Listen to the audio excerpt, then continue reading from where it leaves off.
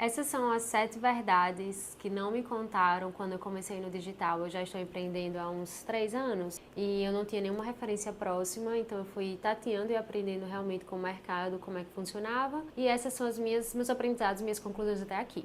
Trouxe inclusive meu conjunto aqui de anotações para não deixar nada passar. E a primeira verdade que não me contaram, ou inclusive contaram de maneira muito atravessada lá no início, é que se você não tem um caixa no seu negócio, o que é muito normal você não ter, afinal você está começando, infoproduto não é a melhor escolha, porque infoproduto demanda tráfego e tráfego demanda dinheiro. Então você precisa produzir dinheiro antes de começar a injetar dinheiro para o tráfego. E aqui infoproduto estou falando de cursos, planilhas, e-books, enfim. Então se você está começando do zero e você precisa crescer um pouco o seu caixa antes de efetivamente, até para respirar, né? Antes de efetivamente começar a crescer o negócio, ou seja, se você não tem um patrocinador para isso, faz mais sentido começar vendendo serviços como mentorias, consultorias, assessorias, porque tem um ticket mais alto, você consegue vender, você não precisa de volume para você ter receita, você pode vender para 1, 2, 3 pessoas,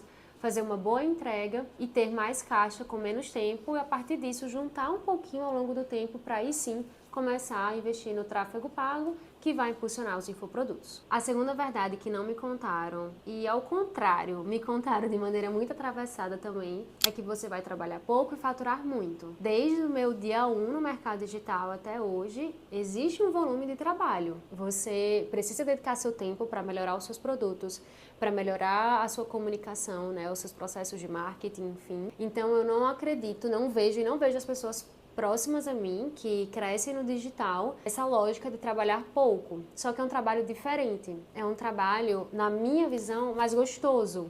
Porque é um trabalho mais criativo, você tem mais liberdade para explorar diferentes conhecimentos, para criar nas redes sociais, para melhorar o seu produto. É algo que você está fazendo por paixão também, né? Então, você saiu de uma realidade que você não estava mais gostando, do CLT, do corporativo, enfim, e veio para um lugar para empreender em algo que você gosta, que você se identifica, a maioria das vezes esse é o caminho. Então você gosta mais do que você faz e você não tem tantos estresses como tem no padrão do mercado corporativo ou no mercado tradicional. E se você for olhar comparativamente, né, 8 horas de trabalho no mercado corporativo e 8 horas de trabalho no mercado digital, realmente existe uma escala da tua produtividade no mercado digital.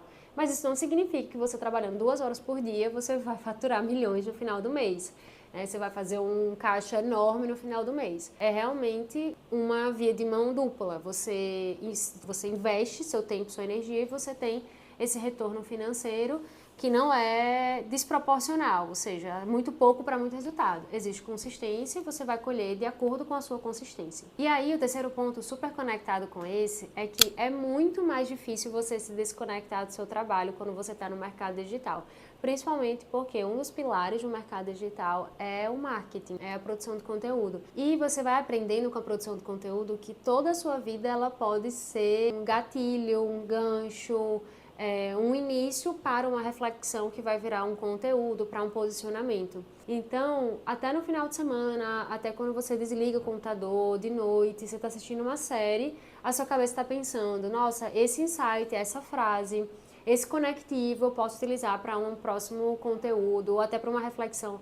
Eu mentoro pessoas com foco em planejamento estratégico de vida e carreira. Então, existem muitas analogias, muitas reflexões que fazem sentido trazer para esse ambiente de mentoria. E aí, uma conversa que eu vejo num filme pode se transformar em uma reflexão dentro de uma condição de mentoria. Então, isso é bem mais difícil, você se desconectar. Por outro lado, isso faz parte da flexibilidade. Se tem um dia que eu trabalhei muito, que eu produzi conteúdo até tarde, eu posso simplesmente no outro dia decidir, né, durante a manhã inteira, durante o dia inteiro, durante o período que eu quiser, dedicar para descansar, né, para realmente fazer coisas que vão esfriar minha cabeça. Mas desconectar é mais difícil porque a sua vida, querendo ou não, até o seu lado pessoal também gera engajamento nas redes sociais. E aqui eu não estou falando de aspectos íntimos, não. Estou falando de lado pessoal, de seu dia a dia, sua rotina, enfim.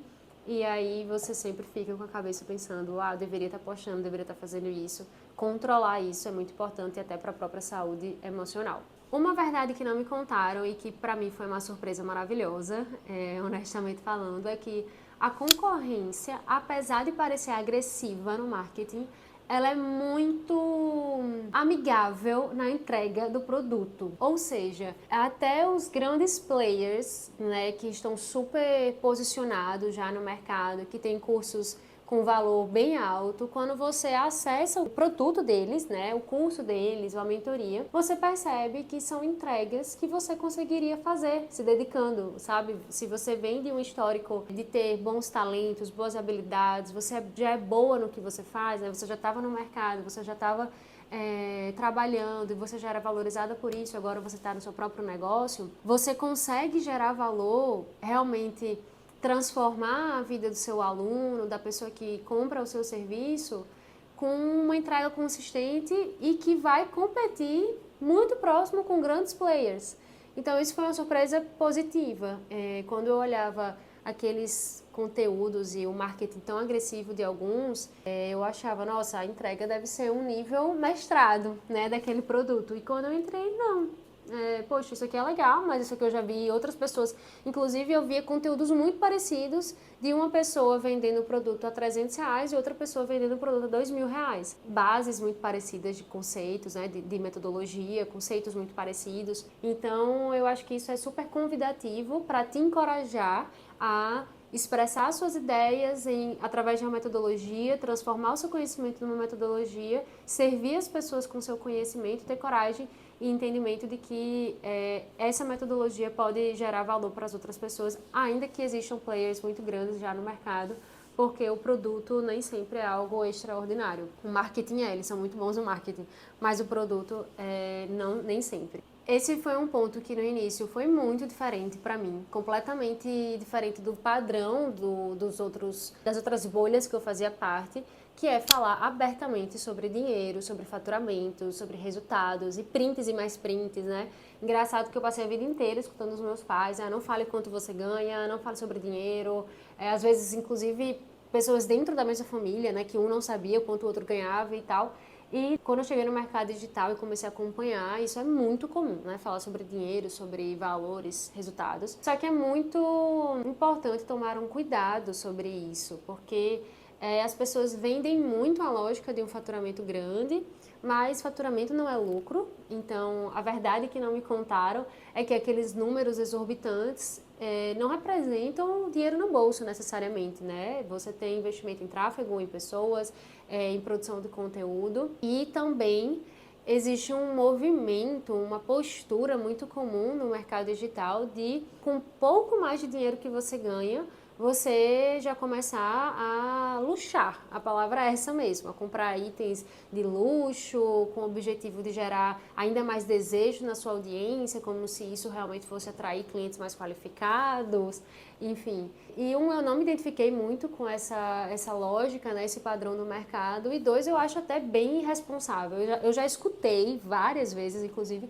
gurus falando assim, você precisa, mesmo que você não tenha ainda esse dinheiro, você precisa acessar lugares que vão trazer uma nova expansão para sua mente e vão fazer você querer trabalhar mais. Ou seja, se você tem dinheiro para pagar um aluguel de 3.000, você deveria alugar um de 5.000, que vai ter um outro padrão de vida, enfim, e isso vai fazer você ter mais garra para trabalhar e vai levar a sua mente para uma nova expansão de abundância, etc. Honestamente, eu acho isso uma bobagem, uma irresponsabilidade, porque eu entendo a lógica de você acessar coisas que vão ampliar o seu repertório, as suas perspectivas.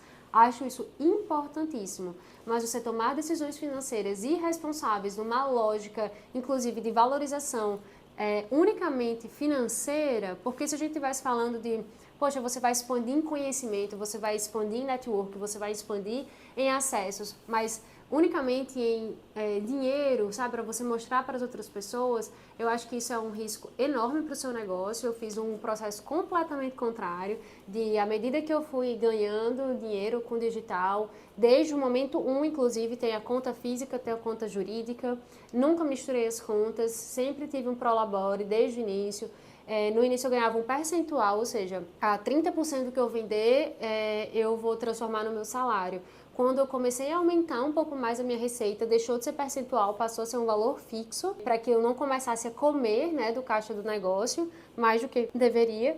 E hoje eu tenho um caixa de emergência, né, um caixa de reserva, de 7 a 8 meses do negócio. Então, se nada der certo, se eu não vender nada por 7 a 8 meses, toda a operação continua, tudo funciona naturalmente, e isso é uma das maiores bênçãos para quem empreende, porque você sente conforto e segurança no seu negócio. Você sabe que você pode investir, que você pode fazer uma ação, desenvolver um novo produto, você tem recurso para investir mais em tráfego, enfim. Então, essa lógica de ganhou mais, aumentou o padrão de vida, vai para um nível que você ainda não tem acesso para mostrar ou para provar às pessoas, isso é muito comum no mercado e eu acho que não, para mim, não faz sentido nenhum. E a verdade que não me contaram é que tem muitos empreendedores digitais que aparentam ter muito recurso financeiro, na verdade eles estão quebrados. Por trás, se eles não venderem, se não bater a meta ali do mês, toda a estrutura de negócio está bem frágil, exatamente por um padrão de vida que não dá para se sustentar. A sexta verdade que não me contaram, essa eu vou até dizer que alguns players me contaram, então eu vou dar o mérito a eles, mas no início eu não sabia muito bem filtrar o que estudar, então eu estudava muita coisa.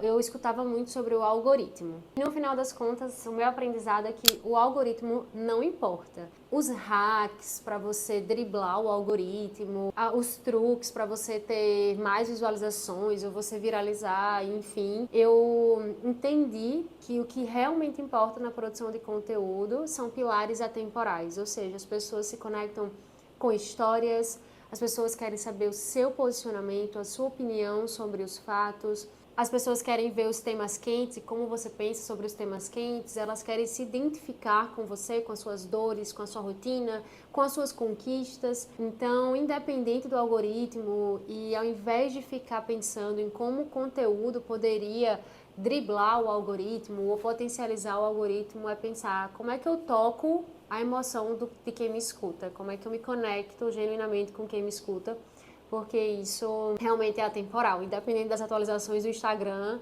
é o que faz um bom conteúdo crescer, ter engajamento, ter compartilhamento, enfim, comentários, tudo mais. Por fim, uma verdade que não me contaram e que é maravilhosa também, mas precisa de cuidado do mercado digital é: a produção de conteúdo te posiciona com uma velocidade que poucas coisas conseguem te posicionar. Então, em 2, 3 meses produzindo conteúdo consistentemente, você já vai perceber que as pessoas te procuram, te fazem convites, te querem perto, te propõem parcerias, e isso é muito legal, por um lado, porque a colheita é muito proporcional ao plantio dentro do mercado digital. Mas é preciso ter muita sabedoria para dizer nãos quando isso te tira do seu foco ou do seu planejamento. No final das contas, o crescimento nas redes sociais terá mais nãos do que sims para essas outras parcerias, principalmente porque as pessoas, quando percebem que você está crescendo, que você está com consistência de produção de conteúdo, elas querem surfar na sua onda também. Então, não significa que você deva se fechar.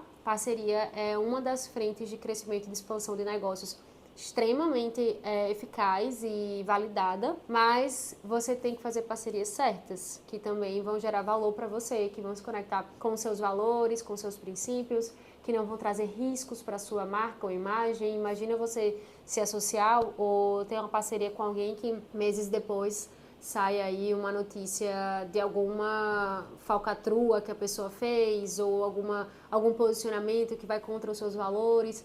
Então, saber dizer não é muito importante para você ver o seu negócio crescer com consistência, validar a sua metodologia, os seus produtos, a sua marca também, estar pronto para os sims certos. Quando chegar ali aquele que você vê que tem muita sinergia, muito match, aí você vai lá e dá o seu sim.